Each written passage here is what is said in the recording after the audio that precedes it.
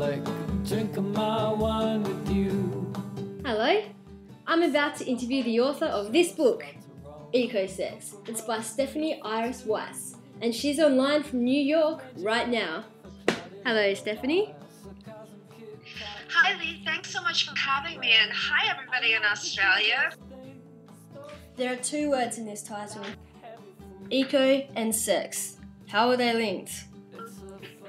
You know, the title Ecosex, I think it's for some people it's a little bit shocking, but I think it opens a lot of doors for people, opens doors in sexuality that weren't there before.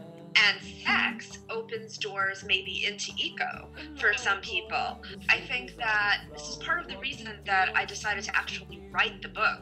You've already written a couple of books along the lines of health and the environment. Why did you feel the need to write Ecosex? I've always been green. I've written a book about yoga and a book about veganism. I recognized that a lot of my green friends were green in all the ways that one is green in terms of eating locally, recycling, and all the things that you're supposed to do. But when it came to their sex lives, they just didn't even think about it. It was as if the greenness stopped at their sexuality. I loved reading this book, but the actual sex part wasn't until the end.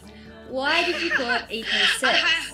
Yes, well, that's a very good question. I called the book Ecosex because there's so much that leads up to sex. You can't just jump in with the sex. I mean, you gotta, you've gotta put in the courtship, you've gotta put in the food, you've gotta put in the perfume and the beauty and everything that we do to lead up to sex. Sex begins with your relationship to your own body. So it really starts first thing in the morning when you wake up and you wash your face and you put your moisturizer on and you sort of develop that sensual relationship with the products that you're using.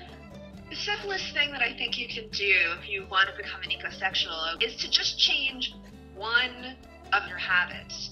Green your routine in just one way. And my favorite thing is actually coconut oil. It's the best because, first of all, you can use it as a cleanser. You can use it as a moisturizer all over your body and even your face. You can use it as a massage oil. You can put it in your smoothie. You can put it in your oatmeal. If it has more than one purpose, then you're reducing the amount of stuff that you have in your medicine cabinet. And that is really, really green. Stephanie, thanks so much for signing in with us today. Thanks so much for having me, Australia. I think we've all got a lot to think about. Morning head sand, it's a fuzzy